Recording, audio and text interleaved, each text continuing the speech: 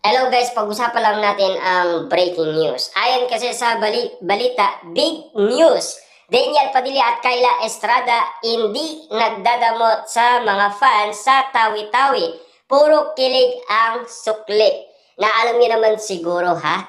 Sa naiya pa lang, pinagkaguluhan na sina Daniel Padilla at Kyla Estrada. Papaano nga naman kasi sa lugar ng tawi-tawi? Ano ba ang salubong nila kina Daniel Padilla at Kyla Estrada? Grabe nga naman kasing kiligin ang mga taga-tawi-tawi. At siyempre, pinaranas naman nila Daniel Padilla at Kyla Estradang kiligin ang mga fans kung bakit hindi sila nagdadamot sa mga taga-tawi-tawi sa kanilang fans. Talagang sukli nila ay kilig na kilig talaga. Grabe ang mga eksena, lalo-lalo na kasi ang shooting ng Incognito Season 2 na pinapanood ng mga taga-tawi-tawi. Grabe nga naman kasing kiligin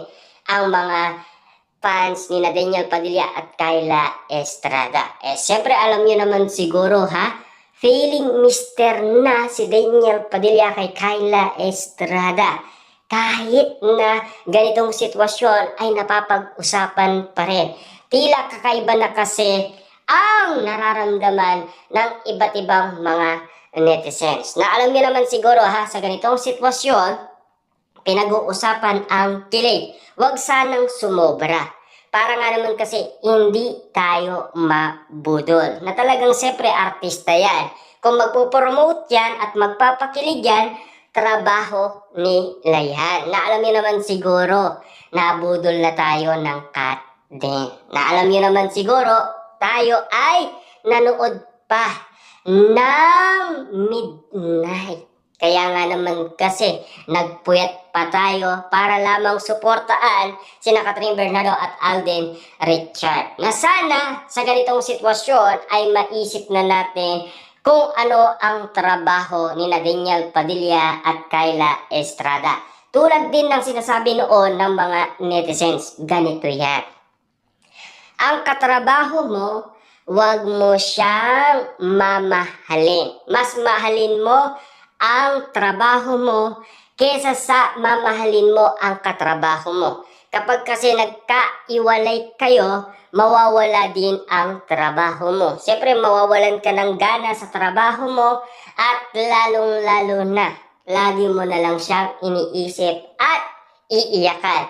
Tulad ng nangyari umano kay Catherine Bernardo. Minahal niya ang katrabaho niya na umabot ng 11 years. Na alam niyo naman siguro, sumali din ang buong Pilipinas na nagluksa ng dahil sa iwalayan Katniel. At siyempre, bongga nga naman kasi ang mga detalye ngayon na pinag-uusapan na sina Daniel Padilla at Catherine Bernardo. Ito na nga ba talaga ang pinagdadasal nila Robin Padilla, Romel Padilla at lalong-lalo na siyempre si Mami Min Bernardo. Sinabayan niya kasi ang pasabog umano ng ABS-CBN. Nag-repost siya ng nasabing post ng ABS-CBN at pinost niya sa kanyang Instagram account at pinagpestaan ng nasabing netizens at mga fans.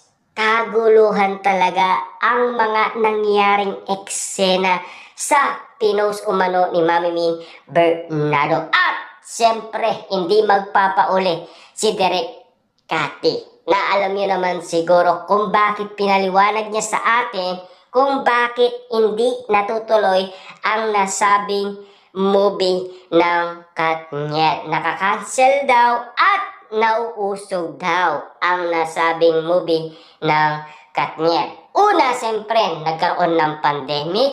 Ikalawa, nagkaiwalay. At siyempre, ikatlo, hindi pumayag si Mami Min Bernardo. At siyempre, kinakausap ni Catherine Bernardo si Mami Min Bernardo. Kaso nga lang, ayaw ng pamilyang Bernardo na si Catherine Bernardo ay bumalik kay Daniel Padilla tulad din ng sinasabi umano ni Sian Gasa, 'di ba? At siyempre, abol ng abol itong si Daniel Padilla kasi may pangako nga naman kasi si Daniel Padilla sa kanyang sarili. Kasi noon 2024, pangako ni Daniel Padilla sa mga Katniel fans na hindi niya makakalimutan si Catherine Bernardo. Lalong-lalo na kasi ang mga pinagdaanan nila at siyempre nasa puso't isipan niya lahat ng ito. At siyempre yun kasi ang inabol niya noong siya ay pumirma ng kontrata na alam niyo naman siguro. Feeling kasi ng karamihan na talagang si Daniel Padilla ay mahal na mahal pa rin niya si Catherine Bernardo at nandyan lang sa puso niya.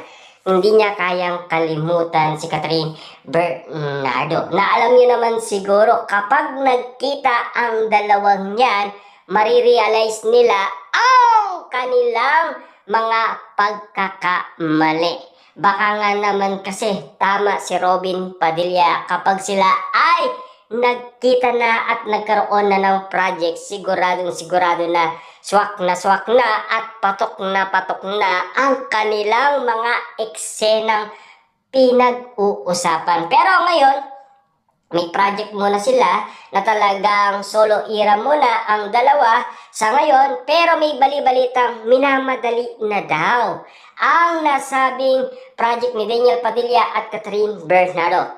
Kita nyo naman ha, minamadali na dahil naka-line up na kasi ang nasabing movie. Maghintay lang tayo mga loyal fans ng Katniel, sigurado darating at darating din yan at matutuloy din yan.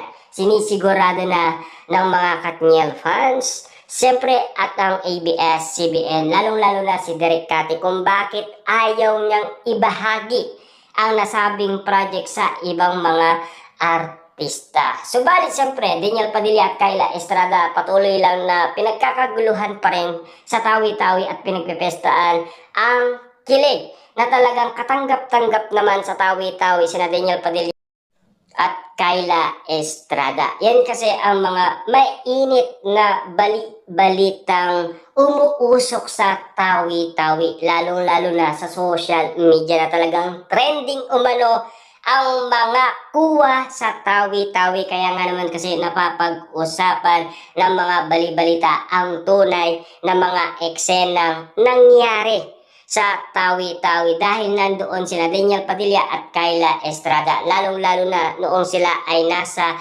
naiya pa. Yan ang mga kaguluhan nangyari nang dahil sa usaping kilig moment ni Daniel Padilla at Kyla Estrada na talagang super sweet nga naman kasi ng dalawa, kaya nga naman kasi todo